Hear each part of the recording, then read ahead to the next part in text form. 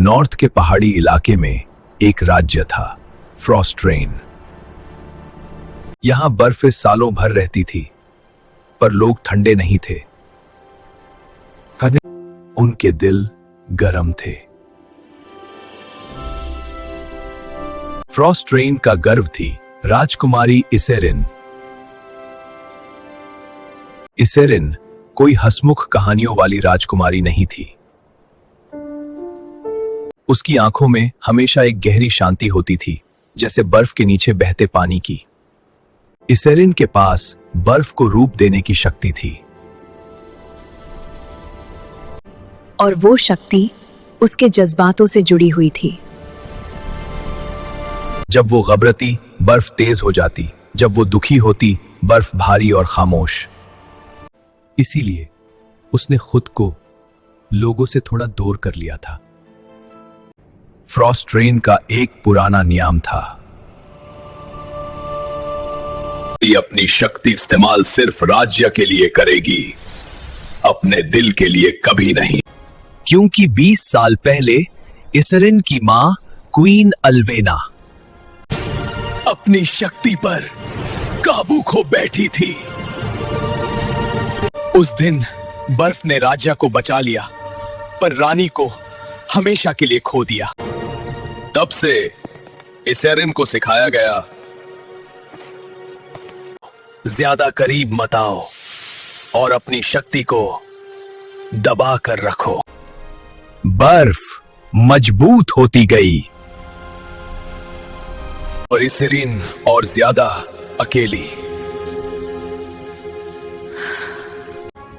एक दिन दक्षिण से आया एक मेहमान राजकुमार, प्रिंस कैल। कैल एक वॉरियर था, पर उसकी आवाज शांत और नजर गहरी थी। और तब उसकी मुलाकात हुई राजकुमारी इसेरिन से। बर्फ तब खतरनाक होती है जब हम उससे समझना छोड़ देते हैं।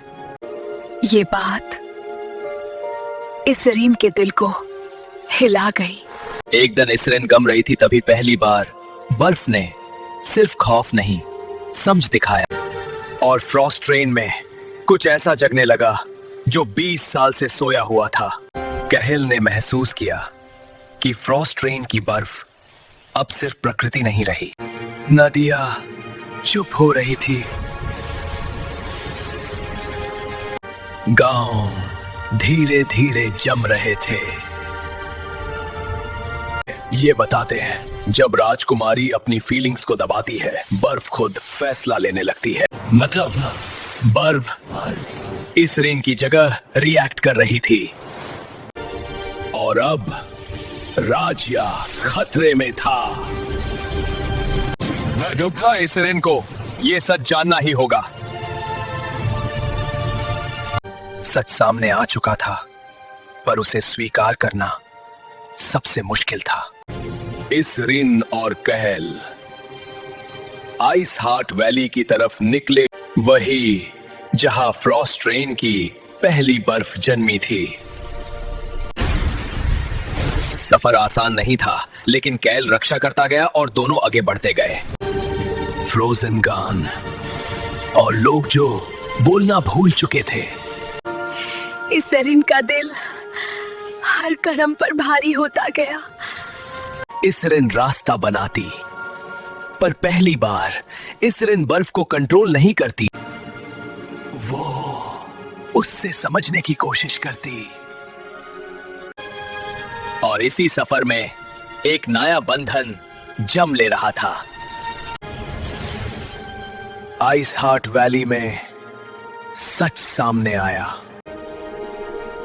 क्वीन अल्वेना की रूह नहीं, पर उसकी आखिरी भावना बर्फ में बंद थी। उसने राज्य बचाया था, पर इसेरिन को यह नहीं सिखा पाई कि शक्ति दबाने से नहीं, महसूस करने से संभलती है। इसेरिन टूट जाती है और बर्फ पूरी वैली में फैल जाती है। तुम बर्फ नहीं हो इसेरिन, तुम वो हो जो बर्फ को शांत कर सकती है। उन शब्दों ने इसेरिन को सांस लेना सिखाया। और पहली बार बर्फ भी उसके साथ शांत हुई। और तब इसरिन पहली बार अपना डर महसूस करती है। वो अपना दर्द भी एक्सेप्ट करती है और अपनी मां को याद करके रोती है। और तब उसके हाथों से बर्फ गिरती नहीं रुक जाती है। वो धीरे धीरे शांत चमक बन जाती है। इसरीन बर्फ को तोड़ती नहीं, वो उससे संतुलित करती है। फ्रॉस्ट्रेन बच जाता है। द केल वापस जाने वाला होता है। अगर तुम रुको तो बर्फ थोड़ी कम ठंडी लगेगी। और फ्रॉस्ट्रेन में एक नया सवेरा उगता है। सच्ची ताकत बर्फ में नहीं होती, बल्कि उसे समझने वाले दिल में होती है।